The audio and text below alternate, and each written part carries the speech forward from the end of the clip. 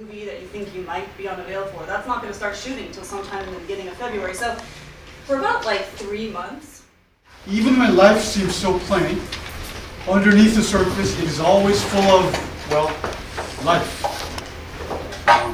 It is this hidden and unspoken vibrancy that she wants to show through her dramatic work to the audience. 그에게 인간성은 아름답고도 놀라운 것이고요. 삶이 아무리 따분해 보일지라도 그 깊은 내면에는 에너지와 삶이 항상 충만할 수밖에 없습니다. 진아는 그 보이지 않는 삶의 생동감을 관객에게 보여주고자 합니다. So, please, let's be her audience for her new play. 자, 그럼 이제 그의 연극에 관객이 되어볼까요?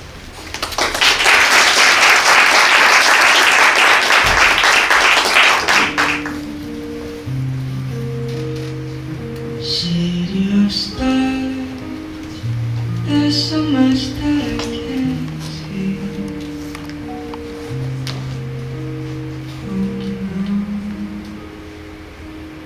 I feel different the first time. Lights up! On a sparse but neatly kept converted garage apartment in Los Angeles. The time is late autumn, but that doesn't mean anything because we're in Los Angeles. What meager furniture there is has been pushed back to clear space around one of those ubiquitous low black IKEA coffee tables that we've all seemed to own at some point in our lives or another. And wedged between the coffee table and the couch is our actress playable age range 27 to 35. Strewn in front of her and on all sides is a puzzle, which will eventually be a picture of the apocalypse. Well, that's fitting. The thing about being an actor in November in LA is that there ain't shit to do. Whatever shows you might have been working on, those are all on hiatus. Whatever movie that you think you might be on the bail for, that's not going to start shooting until sometime in the beginning of February. So for about like 3 months, actors in LA are left completely to our own devices. This leads most of us to scramble for survival jobs and then fill our remaining time with increasingly questionable hobbies. You see, November is the month where we actors collectively gather up all of that year's unspent hubris and then channel it into becoming overnight sensations in things like songwriting or pottery throwing, pastry making, stand-up comedy, e-commerce. If all else fails, just start a podcast about it. My first November in LA, I joined a CrossFit gym. I'd seen this 30-second clip of some Norwegian woman throwing a barbell over her head, and I thought, yeah, I could totally do that. A couple years after that, it was, what was it, piano? Yeah. And last year it was Korean, because I wanted to move there and become a star. And this year I am really into puzzles. I think it's the pointlessness of it. You already know what it's going to be, right? That's what it is. It's the guarantee of it that draws me in. I find the older I get, the more I like crave stability. Picked a hell of a career for that, right? Eating, shitting, and sleeping all in the same room is cute when you're in your 20s. Starts to look a little desolate as you get to 40. We continue to use this puzzle as a thinly veiled metaphor for my life. I guess you could say that it took me all my 20s just to figure out where the fucking corner pieces went. I didn't have those edges put together until I was damn near 35, which coincidentally happens to be the last time I had a real gig. But nobody talks about that part of it, you know?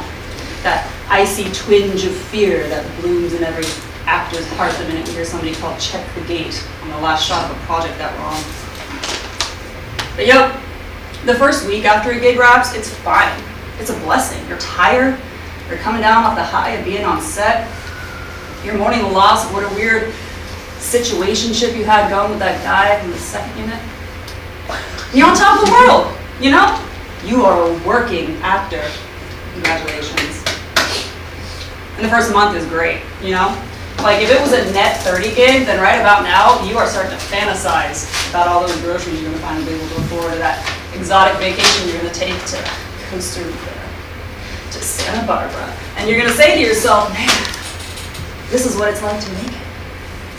You might even feel a bit smug as you like slide your debit card across to the cashier at the Caliph Chicken Cafe and tell him like, I would like to add that $3 avocado to the salad I didn't have to make for myself for once. But then, then month 2 hits. Month 3, a year, 2 years. A pandemic, because hell, sometimes even God's writing room goes off the rails, right? And then one day, you wake up, and you've gone from 32 to 37 in the span of one mid-afternoon depression nap. Summer's giving way to fall, but you never notice because it's fucking California. It's either everything's on fire or it's 75 and sunny. But the thing is, LA doesn't care. 75 degrees in November is still autumn, and my birthday is still March 15th, 1986. And if you didn't know, women in Hollywood, we age in dog years. So at 37, I'm personally hovering somewhere between like middle-aged housewife and desiccated husk. Which is weird, because I've always heard that I look young for my age. At 23, I auditioned to play a college student, and I was told that I was too young. Like, what? And then at 30, I auditioned to play a battalion commander, and they told me I looked like I was still in college. In fact, it wasn't until I was like 32 and auditioning to play the role of a new mother that I would first hear I was too old for something. And 5 years later, I'm beginning to wonder if there's just some roles in life we ain't meant to play. As actors, I mean.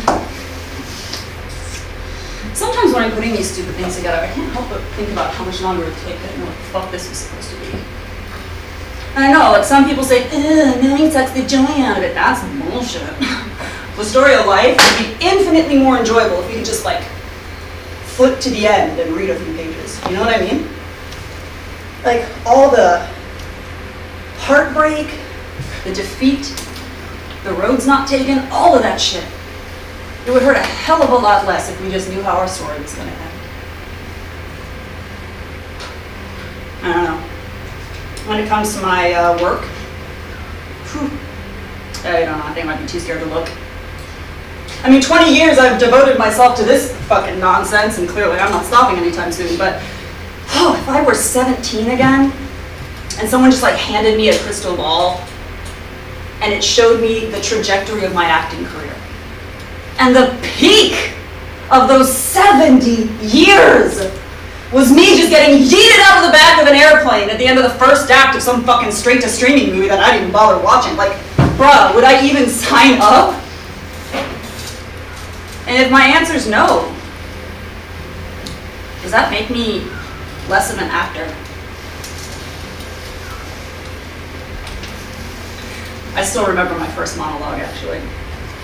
It was the defense of Guinevere.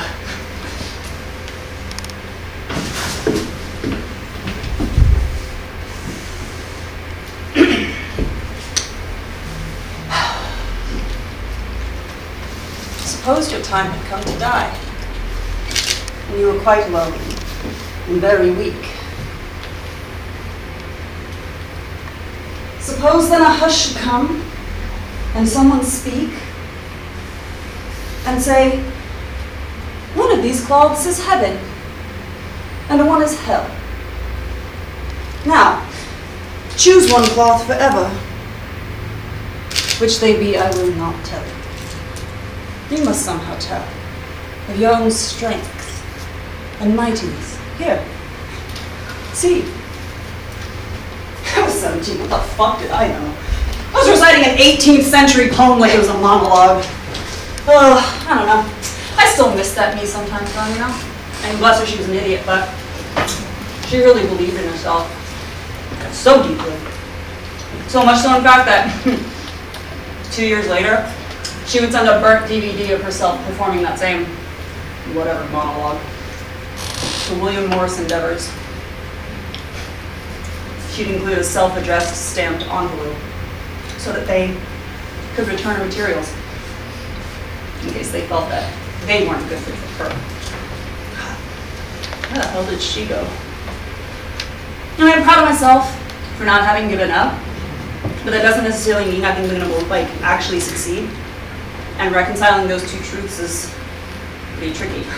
You see, it takes a special kind of crazy to admit that you take pride in being a failure. So, why then don't I quit?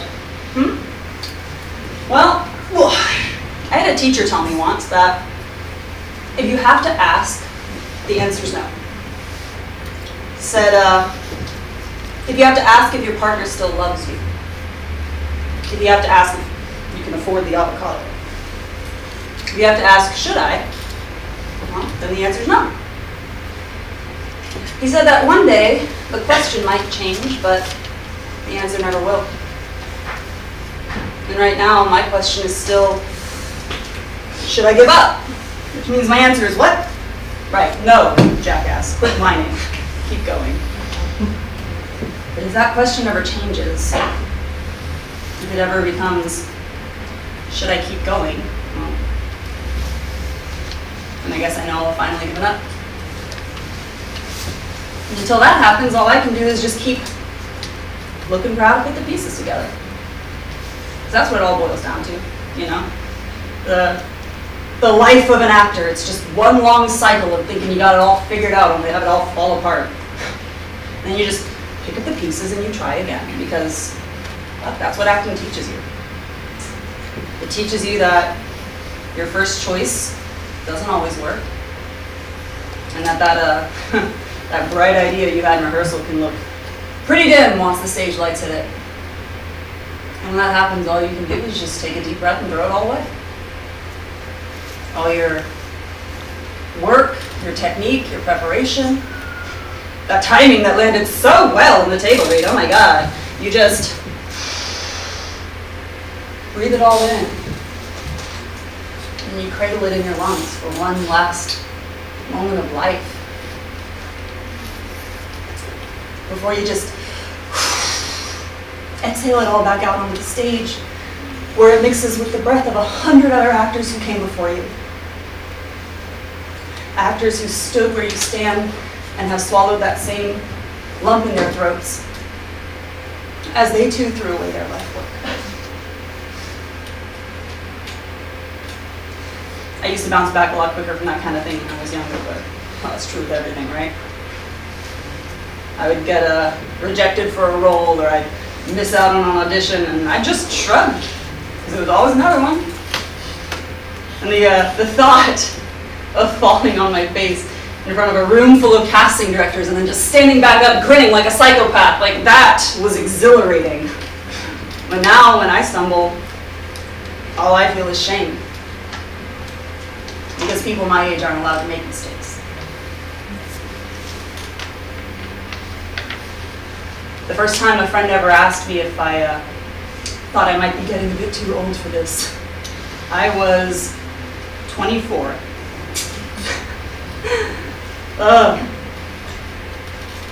And you know, it took 10 years or so, but the seed that question planted in me completely changed the way I felt when I stepped on stage. I went from feeling powerful with my choices, you know, energetic and vibrant, and now they just feel performative. And I can't even call myself a washed up has-been. I'm worse. I'm a non-starter. And that's the bitch of it. I'm finally good. I just don't think I'm ever going to get the chance to show anybody. It took me 37 years, like, admitted, okay? But I finally have the skill. I've got the endurance. I've got the depth that I need to breathe real life into my work. In fact, for me, I feel like the missing piece has just always been my age. I've needed it to become the actor I am today. But it's like now that I found it, I can't figure out where the fuck to put it. It's like there's no room left. It's like I'm looking at the picture of my life and it's somehow finished and incomplete.